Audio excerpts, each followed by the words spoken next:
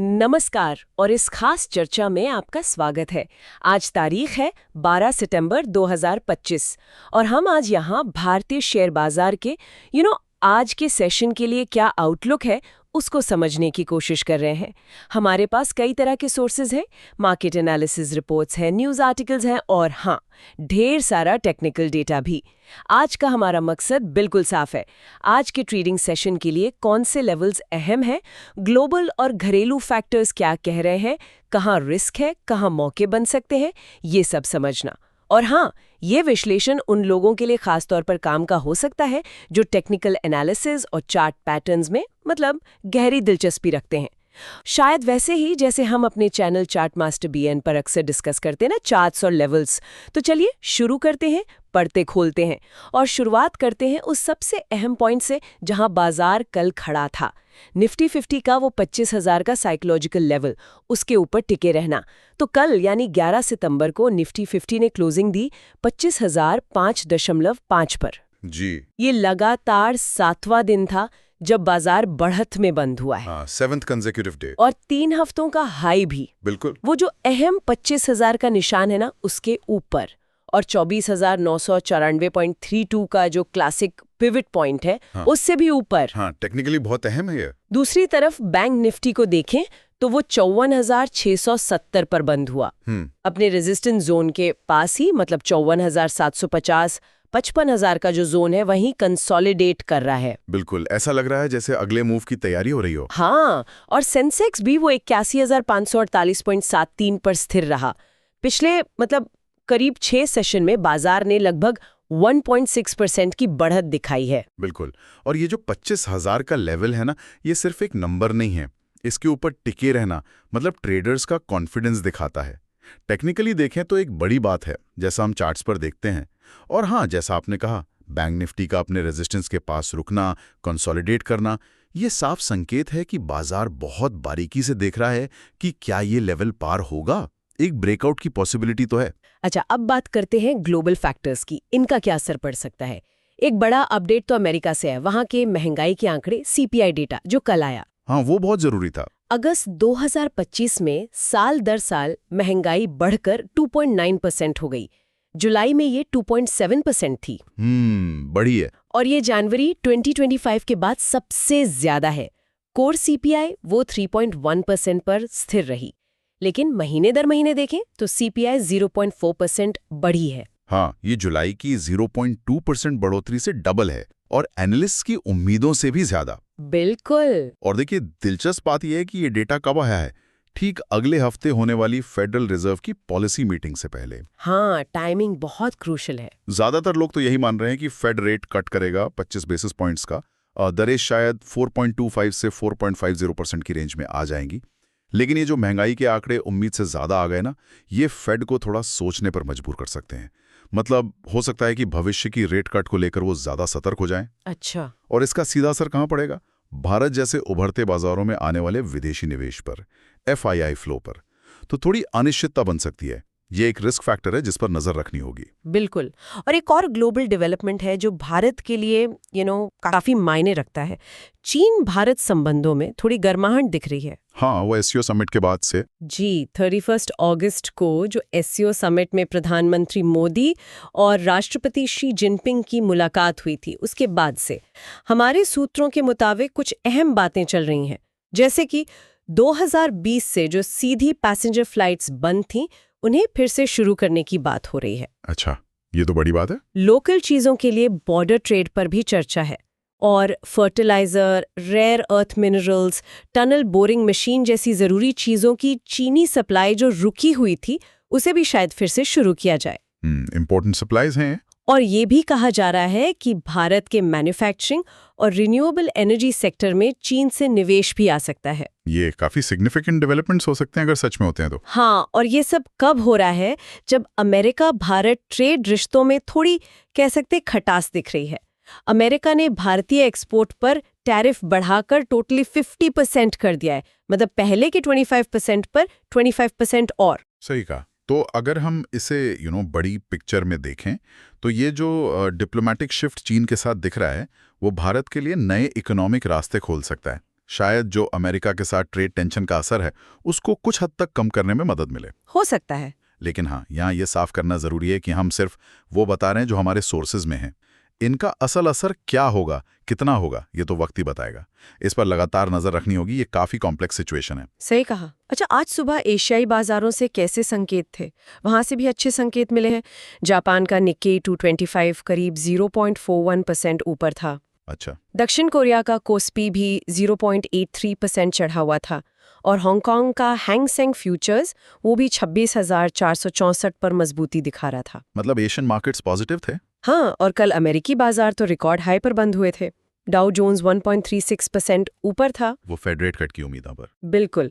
और gift Nifty जो Singapore में ट्रेड होता है वो 25,173 पर था, यानी हमारे बाजार से करीब 74 पॉइंट्स का प्रीमियम। तो गैप अप ओपनिंग के संकेत? कहाँ, लग तो रहा है कि आज भारतीय बाजारों की शुरुआत पॉजिटिव हो सकती है। अब आते हैं घरेलू फैक्टर्स पर। अपने देश में क्या चल रहा है? यहाँ एक बहुत बड़ा हिस्टोरिक फैसला हुआ है जीएसटी काउंसिल का। हाँ, ये बहुत बड़ी खबर है। जो मौजूदा 12% और 28% के टैक्स स्लैब थे ना, उनकी जगह अब सिर्फ 2 स्लैब होंगे, 5% और 18%। जी, ये सिंप्लीफिकेशन है। हमारे सूत्रों का मानना है कि इससे कई सेक्टर्स को सीधा फायदा होगा, खासकर एफएमसीजी सेक्टर।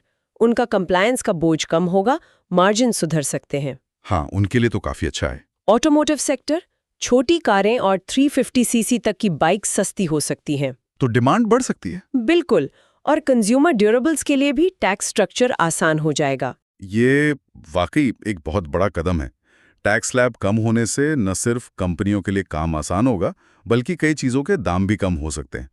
इससे आम लोगों की खरीदारी बढ़ सकती है। तो ये इकोनॉमी और बाजार दोनों के लिए एक स्ट्रक्चरल पॉजिटिव है, लंबे समय तक फायदा दे सकता है। और कॉरपोरेट जगत से भी धमाकेदार खबरें हैं। हाँ, इन्फोसिस ने 18,000 करोड़ का शेयर बायबैक अनाउंस किया है। 18,000 करोड़, ये तो बहुत बड़ा है। हाँ, उनका अब तक का सबसे बड़ा बायबैक है, और वो भी मौजूदा भाव से करीब 19% प्रीमियम पर। 19% प्रीमियम, ये तो आईटी सेक्टर के लिए बहुत पॉजिटिव है। बिल्कुल। और साथ ही टाटा कैपिटल का आईपीओ भी आने वाला है। अच्छा, टाटा का आईपीओ? हाँ, लक्ष्य है 18 बिलियन की वैल्यूएशन पर 2 बिलियन जुटाना। तो इन्फोसिस का बायबैक आईटी सेक्टर के लिए एक कुशन जैसा काम करेगा, खासकर तब जब हाल में सेक्टर में थोड़ी प्रॉफिट बुकिंग दिखी है। ये दिखाता है कि कंपनी को अपने फ्यूचर पर भरोसा है और वो शेयर होल्डर्स को वैल्यू लौटाना चाहते हैं। सही बात है। और टाटा कैपिटल जैसे बड़े आईपीओ का आना ये भी दिखाता है कि प्राइमरी मार्केट में भी एक्शन है। निवेशक नई कंपनियों में पैसा लगाने को तैयार हैं। ये ओवरऑल मार्केट सेंटिमेंट के लिए अच्छा है। चलिए अब उस हिस्से पर आते हैं जिसका हम चार्ट्स देखने वाले दोस्तों को, जैसे हमारे चार्ट मास्टर बीएन के व्यूअर्स को बेसब्री से इंतजार रहता है। जी। टेक्निकल लेवल्स और सेटअप। जी, चार्ट्स क्या कह रहे हैं? निफ्टी 50 अभी 25,005.5 पर है। ऊपर की तरफ पहला रेजिस्टेंस कहाँ है? 25,048 पर। ये R1 क्लासिक पिवट है। इसके बाद 25,100 से 25,153 का जोन बहुत अहम है। ये पिछला स्विंग हाई भी है और अगस्त का टॉप लेवल भी। हाँ, ये एक सप्लाई जोन है। अगर ये भी पार होता है तो फिर 25,200 25,250 का बड़ा रेजिस्टेंस एरिया इंतजार कर रहा है। नीचे की तरफ देखें तो वो 25,000 का लेवल वो अब एक बड़ा साइकोलॉजिकल सपोर्ट बन गया है। बिल्कुल, और टेक्निकली भी यहाँ पर सबसे ज्यादा पुट राइटिंग हुई है। हाँ, ये बहुत इंपॉर्टेंट है। मतलब ट्रेडर्स मान रहे हैं कि बाजार इसके नीचे नहीं जाएगा। इससे इस लेवल पर एक मजबूत सपोर्ट बनता है। इसके नीचे 24,950 तुरंत का सपोर्ट है और फिर 24,800 24,900 का जोन एक मजबूत बेस है। ठीक है। टेक्निकल इंडिकेटर्स क्या कह रहे हैं? ज्यादातर तो तेजी की तरफ ही इशारा कर रहे हैं। RSI 14 58.07 पर है, 50 के ऊपर मतलब बुलिश जोन में। ठीक है। MACD 13.1 पर है, पॉजिटिव मोमेंटम दिखा रहा है और इंडेक्स अपनी सभी जरूरी मूविंग एवरेज 5, 20, 50, 100, 200 दिन सबसे ऊपर ट्रेड कर रहा है। ये भी मजबूती का संकेत है। हाँ, पुट कॉल रेशियो PCR 1.17 है। ये 1 से ऊपर होना भी बुलिश माना जाता है। हाँ, पुट राइटर्स एक्टिव हैं। बिल्कुल। और इंडिया विक्स वो 12.4 पर काफी कम है। हाँ, वॉलेटिलिटी कम है, मतलब ट्रेडर्स फिलहाल बड़े उतार चढ़ाव की उम्मीद नहीं कर रहे हैं। बिल्कुल। और वो जो 25,000 के लेवल पर इतनी ज्यादा पुट राइटिंग है ना, वो कंफर्म करती है कि बड़े प्लेयर्स मतलब इंस्टीट्यूशनल इन्वेस्टर्स इस लेवल पर बाजार को सपोर्ट दे रहे हैं। जी। और कम विक्स का मतलब है कि बाजार में फिलहाल डर कम है। हालांकि हाँ, कभी कभी ये थोड़ी ओवर कॉन्फिडेंस या कंप्लेसेंसी का साइन भी हो सकता है, उस पर ध्यान रखना चाहिए। सही कहा। सारे इंडिकेटर्स हाल की तेजी को सपोर्ट कर रहे हैं, लेकिन जैसा आपने बताया, ऊपर वो 25,100, 25,153 और फिर 25,200, 25,250 के रेजिस्टेंस लेवल काफी अहम है। उनको पार करना आसान नहीं होगा। अब बात बैंक निफ्टी की। कल ये 54,670 पर बंद हुआ। इसके लिए सबसे बड़ा हर्डल, सबसे बड़ी रुकावट ऊपर कहाँ है? वो 54,750, 55,000 का जोन। हाँ, ये की लेवल है। ये लेवल पार करना बहुत जरूरी है, क्योंकि यहीं से असली ब्रेकआउट आ सकता है। नीचे की तरफ 54,400 तुरंत का सपोर्ट है और 54,000 एक मजबूत बेस है। तो रणनीति क्या हो सकती है? सूत्रों के मुताबिक अगर बैंक निफ्टी 55,000 के ऊपर टिकता है, हाँ, तो 55,300 और 55,500 तक के टारगेट खोल सकते हैं। हाँ, और तेज खरीदारी आ सकती है। ओके। और सेंसेक्स की बात करें तो वो 81,548.73 पर है। ऊपर रेजिस्टेंस 81,634 R1 और 81,843 R2 पर है। नीचे सपोर्ट 81,225 S1 और 81,026 S2 पर। जैसा कि हमारे सोर्सेज में भी हाईलाइट किया गया है और जैसा हम चार्ट्स पर भी देख रहे हैं, बैंक निफ्टी का वो 55,000 का लेवल पार करना शायद मार्केट के लिए अगला बड़ा ट्रिगर हो सकता है, क्योंकि बैंकिंग सेक्टर का वजन इंडेक्स में काफी ज्यादा है। यहाँ मजबूती आएगी तो पूरे बाजार को ऊपर खींच सकती है। बिल्कुल। तो ये एक ऐसा लेवल है जिस पर आज खास नजर रखनी होगी। अच्छा, अब देखते हैं कि बड़े खिलाड़ी क्या कर रहे हैं। FIIs और DIIs, इंस्टीट्यूशनल फ्लोज। हाँ, उनका एक्शन जानना जरूरी है। विदेशी संस्थागत निवेशक यानी FIIs, वो 10 सितंबर को नेट सेलर थे। हाँ। उन्होंने 1115.69 करोड़ रुपए की बिकवाली की। सेलिंग की उन्होंने। और इस महीने मतलब सितंबर में अब तक वो 5,901.48 करोड़ रुपए की नेट सेलिंग कर चुके हैं। तो FIIs अभी भी बेच रहे हैं। हाँ, लेकिन कहानी का दूसरा पहलू भी है। घरेलू संस्थागत निवेशक यानी DIIs, जिनमें म्यूचुअल फंड्स और बीमा कंपनियां आती हैं, जी, वो 10 सितंबर को जोरदार खरीदारी कर रहे थे। उन्होंने 5,004.29 करोड़ रुपए की नेट बाइंग की। 5,000 करोड़, ये तो बहुत स्ट्रॉन्ग बाइंग है। हाँ, और सितंबर में अब तक वो 21,545.76 करोड़ रुपए की नेट खरीदारी कर चुके हैं। 21,000 करोड़ से ज्यादा। तो अगर दोनों को मिला दें, FIIs की बिकवाली के बावजूद DIIs की भारी खरीदारी की वजह से सितंबर में अब तक बाजार में नेट पॉजिटिव फ्लो आया है 15,644.28 करोड़ का। ये ट्रेंड बहुत बहुत महत्वपूर्ण है। ये दिखाता है कि भारतीय बाजार की जो मजबूती है ना आजकल, उसका एक बड़ा कारण ये घरेलू पैसा है। हाँ, DII पावर। शायद भारत की लॉन्ग टर्म ग्रोथ स्टोरी और हालिया रिफॉर्म्स पर ज्यादा फोकस कर रहे हैं। ये डायनामिक्स बाजार की दिशा तय करने में बहुत अहम रोल निभा रहा है। बिल्कुल। अब जरा सेक्टर वाइज देख लेते हैं, कहाँ एक्शन दिख रहा है। हाँ, कौन से सेक्टर्स चल रहे हैं? IT सेक्टर, हाल की तेजी के बाद यहाँ थोड़ी प्रॉफिट बुकिंग दिख रही है। हाँ, थोड़ा कंसोलिडेशन। लेकिन इन्फोसिस का बायबैक इसे सपोर्ट दे रहा है। और अगर अमेरिका में ब्याज दरें घटती हैं, जैसा कि उम्मीद है, तो ये IT कंपनियों के लिए पॉजिटिव हो सकता है। जी, उनके मार्जिन के लिए अच्छा है। बैंकिंग सेक्टर, यहाँ सरकारी बैंक्स, PSU बैंक्स अच्छा कर रहे हैं। कल करीब 1% ऊपर थे। हाँ, PSU बैंक्स में मजबूती है। प्राइवेट बैंक भी ब्याज दरें बढ़ने के माहौल में अपना मार्केट शेयर बढ़ा रहे हैं और लोन ग्रोथ अच्छी रहने की उम्मीद से भी सेंटिमेंट मजबूत है। बैंक निफ्टी का ब्रेकआउट यहाँ अहम होगा। बिल्कुल। फार्मा सेक्टर, अरबिंदो फार्मा का स्टॉक कल 6% ऊपर था, वो ज़ेंटीवा डील से जुड़ी खबरों के दम पर। अच्छा। रेगुलेटरी मामलों में कुछ क्लैरिटी आने से भी इस सेक्टर का आउटलुक सुधर रहा है।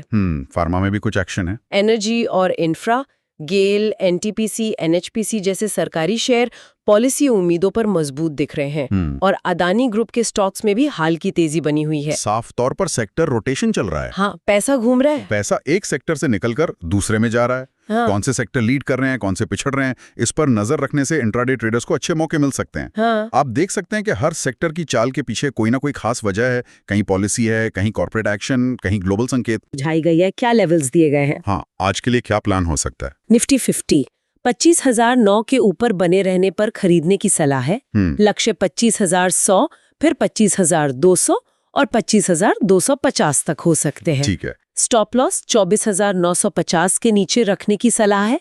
अगर 24,950 टूटता है तो फिर बिकवाली हावी हो सकती है और लक्ष्य 24,900 और 24,800 हो सकते हैं। ओके, मतलब 24,950 एक अहम लेवल है इंट्राडे के लिए। हाँ बिल्कुल। बैंक निफ्टी 54,880 55,000 के ऊपर टिकने पर खरीदने की सलाह है।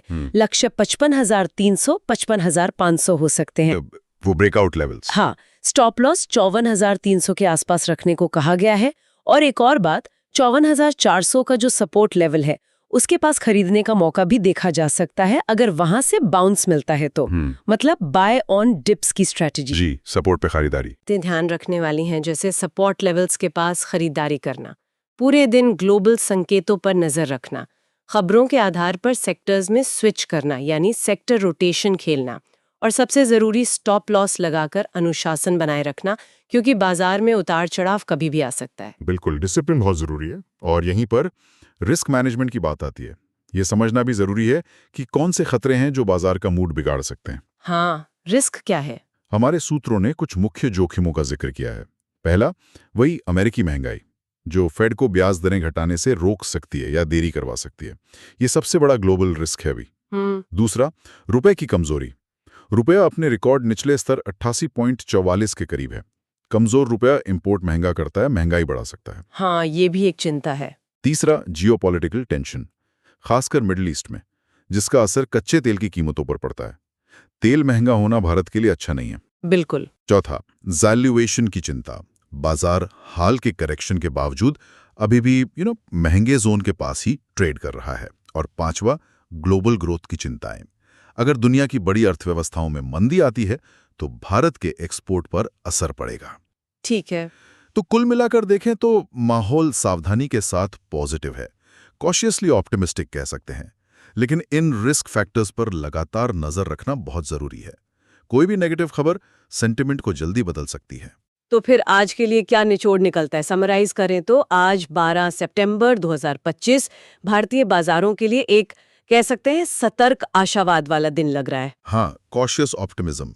टेक्निकल सेटअप तेजी वालों के पक्ष में है, खासकर निफ्टी का 25,000 के ऊपर टिकना ये एक बड़ा प्लस पॉइंट है। जी। DIIs का मजबूत सपोर्ट बाजार को थामे हुए, वो एक बड़ा सहारा है। बिल्कुल। और बैंक निफ्टी का वो 55,000 का लेवल पार करना, वो अगला बड़ा ट्रिगर साबित हो सकता है, उस पर नजर रहेगी। मीडियम टर्म का आउटलुक भी ठीक दिख रहा है।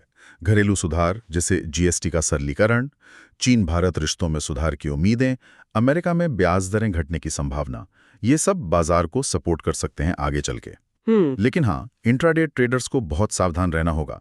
महंगाई के आंकड़ों पर नजर, रुपए की चाल पर नजर और दुनिया भर से आ रही खबरों पर नजर बनाए रखनी होगी। बिल्कुल। और जाते जाते एक सवाल छोड़ जाते हैं सोचने के लिए। जी। हम देख रहे हैं कि घरेलू निवेशक यानी DIIs विदेशी निवेशकों FIIs की बिकवाली को आराम से एब्जॉर्ब कर रहे हैं।